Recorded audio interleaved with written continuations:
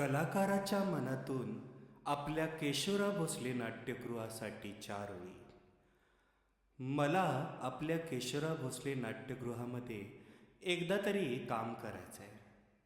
नसेन जरी मी सुपरस्टार, तरी कोल्हापूरच्या रसिकांचं ताईत बनायचं आहे. मला आपल्या केशवराव भोसले नाट्यगृहामध्ये एकदा तरी काम करायचं आहे.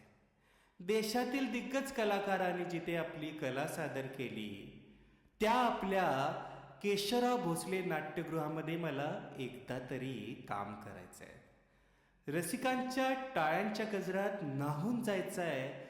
मला आपल्या केशवराव भोसले नाट्यगृहामध्ये एकदा तरी काम करायचं आहे. गॅलरीतून येणारा शिट्ट्यांचा आवाज व रसिकांच्या मनातलं वन्स मोर ऐकायचं आहे.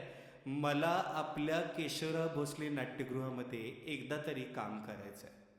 लहानपासून वृद्धांपर्यंतच्या रसिकांची जिथे ओढ असते, त्या आपल्या केशवराव भोसले नाट्यगृहामध्ये मला एकदा तरी काम करायचं आहे. आयुष्यात कोणती संधी मिळो अगर ना मिळो, तरी मरण्याआधी कलाकार म्हणून मला आपल्या केशवराव भोसले नाट्यगृहामध्ये एकदा तरी काम करायचं आहे. सादर करता संतोष जाधव, एक कलाकार. धन्यवाद.